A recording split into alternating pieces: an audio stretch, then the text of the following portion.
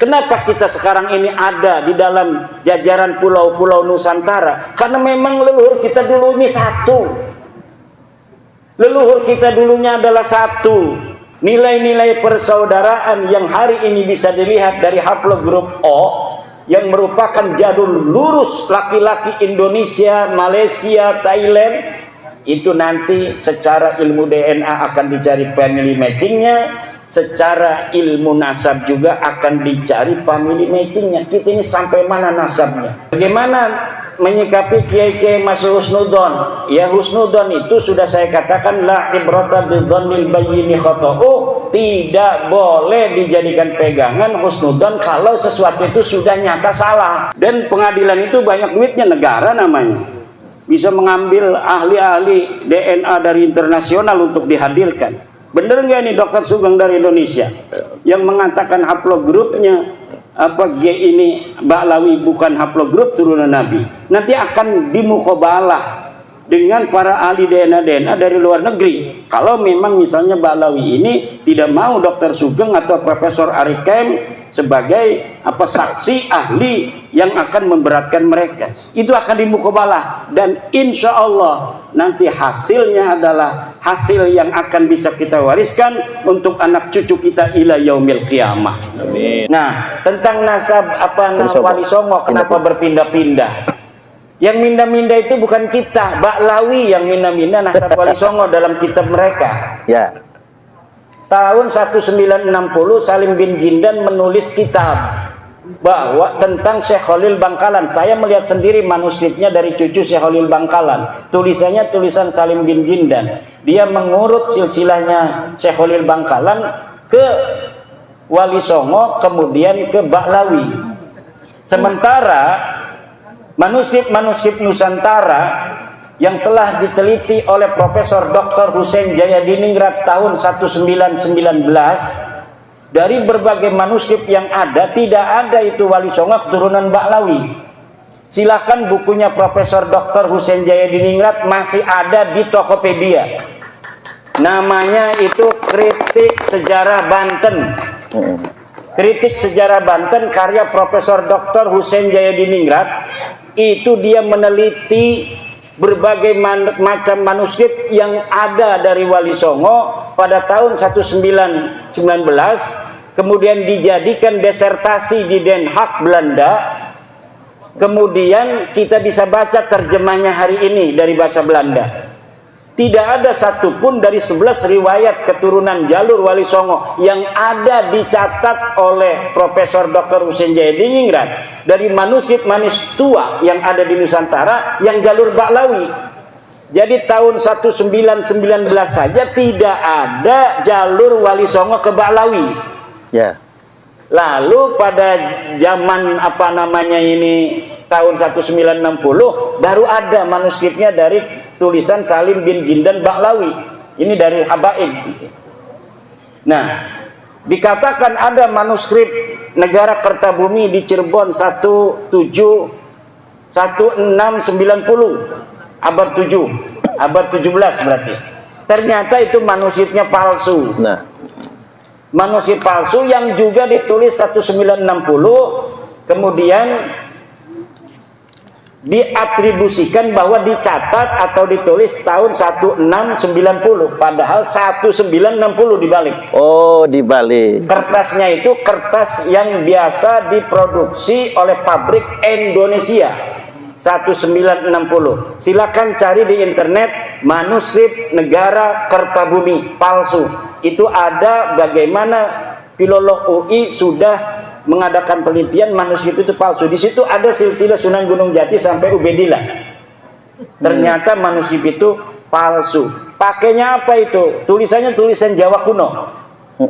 Jadi tulisannya Jawa, kemudian tidak berbahasa Belanda, tidak berbahasa Indonesia, tapi tulisan Jawa. Tapi ditulisnya 1960. Di sana ada nasab Wali Songo, terutama Sunan Gunung Jati sampai ke Ubedillah. Ternyata manuskrip ini adalah manuskrip palsu. Satu lagi manuskrip itu cerita Purwaka Caruban Nagari. Purwaka Caruban Nagari itu yang juga ada silsilah ke Ba'lawi itu itu apa namanya sama manuskrip Belanda, manuskrip pada zaman Belanda yang ditengarai bahwa manuskrip itu adalah manuskrip sengaja untuk memutarbalikkan sejarah Indonesia. Jadi manuskrip-manuskrip kolonial, manuskrip-manuskrip palsu untuk memotong sejarah Wali Songo dan bangsa Indonesia hari ini. Kenapa? Karena Belanda itu, bapak-bapak, ibu-ibu, mempunyai sebuah kepentingan agar bangsa Indonesia ini jangan bersatu di masa depan. Akhirnya silsilah-silsilah kita yang satu dengan orang Aceh, dengan orang Maluku, dengan orang Bali, dengan orang Kalimantan dipisah-pisah. Bahwa tidak ada kaitan keluarga. Padahal semua orang Nusantara ini ada kaitan keluarga. Maka saya sudah katakan nanti saya akan berusaha untuk mengumpulkan segala sumber untuk mendapatkan nasab Nusantara agar bangsa Indonesia ini bukan hanya merasa dirinya bersaudara dengan perjanjian di atas undang-undang dasar, tapi juga memang kita secara de facto adalah saudara dari sisi darah, sama-sama keturunan Nusantara. Kalau kita ingin melihat bangsa Indonesia dengan tanah air kita yang tercinta ini tetap dalam negara kesatuan Republik Indonesia, maka bukan hanya ada sebuah komitmen konstitusional, tetapi juga ada komitmen kekeluargaan yang jalur itu memang sudah niscaya. Kenapa kita sekarang ini ada di dalam jajaran pulau-pulau Nusantara? Karena memang leluhur kita dulu ini satu. Leluhur kita dulunya adalah satu.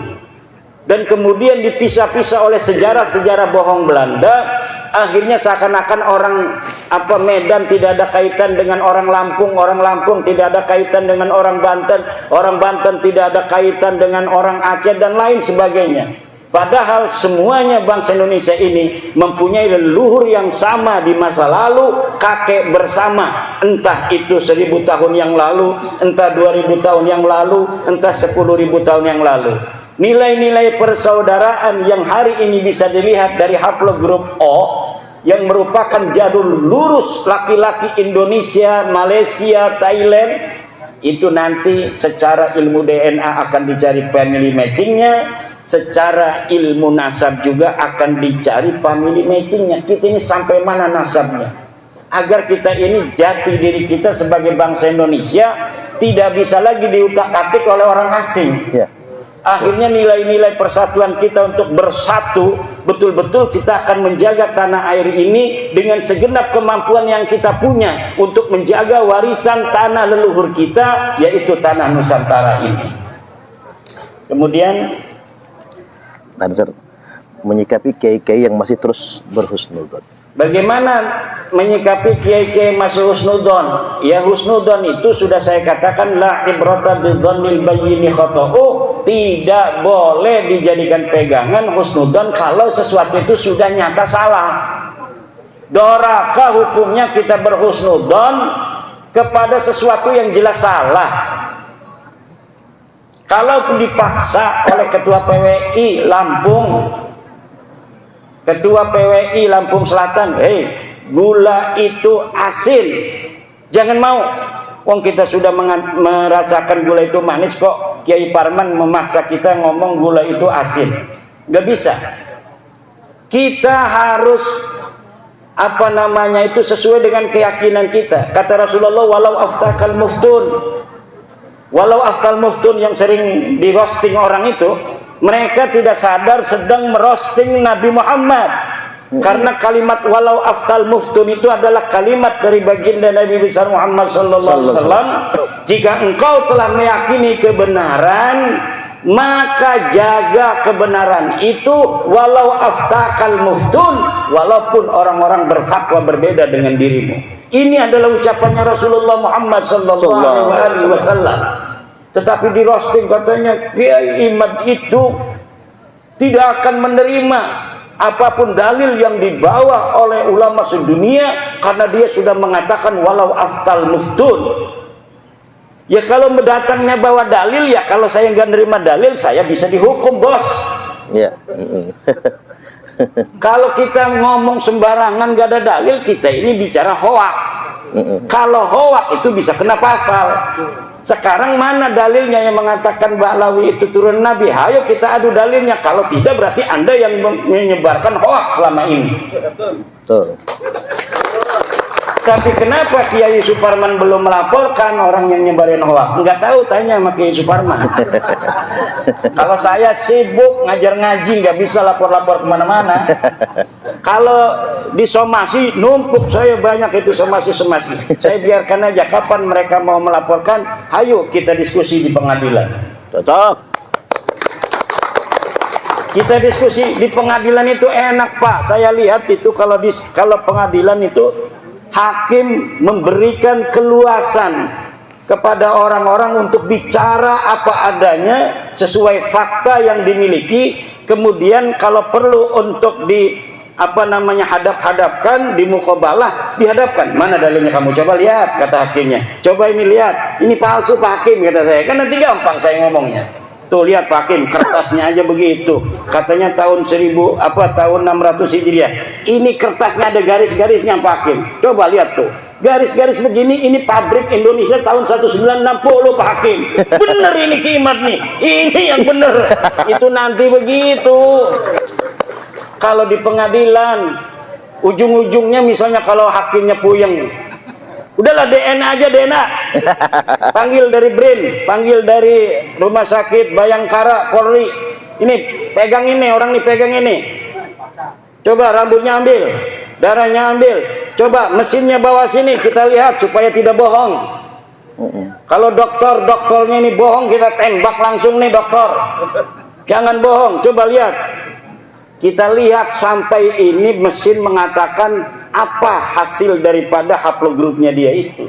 Dan pengadilan itu banyak duitnya, negara namanya. Bisa mengambil ahli-ahli DNA dari internasional untuk dihadirkan. Bener nggak nih Dokter Sugeng dari Indonesia yang mengatakan haplogrupnya G ini Ba'lawi bukan haplogrup turunan Nabi? Nanti akan dimuqabalah dengan para ahli DNA dari luar negeri. Kalau memang misalnya Ba'lawi ini tidak mau Dr. Sugeng atau Profesor Arikem sebagai saksi ahli yang akan memberatkan mereka, itu akan dimuqabalah. Dan insya Allah nanti hasilnya adalah hasil yang akan bisa kita wariskan untuk anak cucu kita ila yaumil qiyamah. Amin.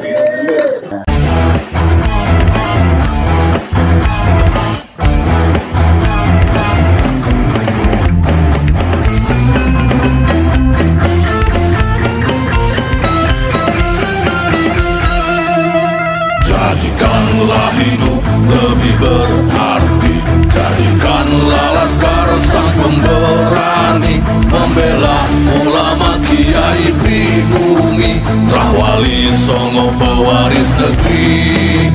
Gelora jiwa ini tak tertandingi, jangan coba-coba mengganggu negeri.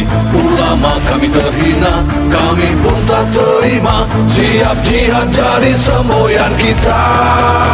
Kami adalah laskar sabilillah, pecinta Wali Songo dan para anbiya, pewaris peradaban Islam di Nusantara hingga berkibar bangsa Indonesia.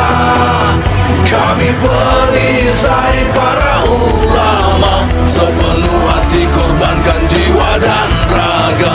Bila nanti tertulis jihad pilihan kami, sahid bela agama dan negara. Kami terlahir di bumi pertiwi, terpatri suci sejarah negeri, korbankan darah nyawa leluhur kami. Jangan kau coba rubah dan kau pecundangi.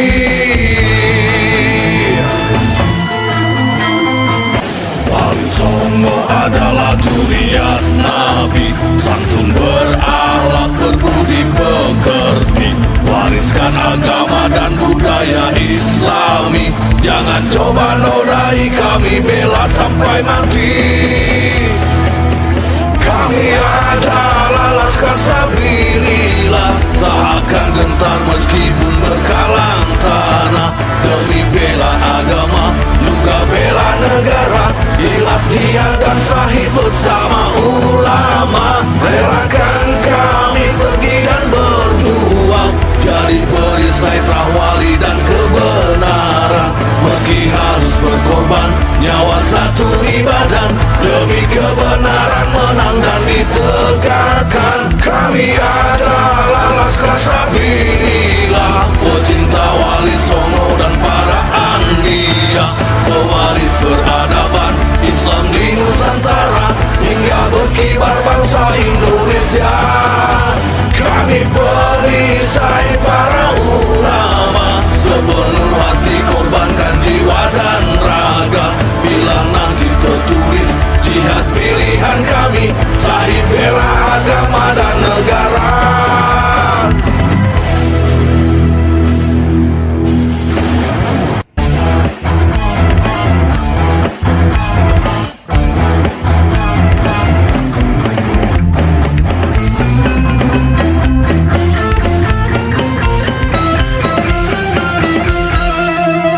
Jadikanlah hidup lebih berarti, jadikanlah Laskar sang pemberani, membela ulama kiai pribumi, Trawali Songo pewaris negeri. Gelora jiwa ini tak tertandingi, jangan coba-coba mengganggu negeri. Ulama kami terhina, kami pun tak terima, siap jihad jadi semboyan kita. Kami adalah Laskar Sabilillah, pecinta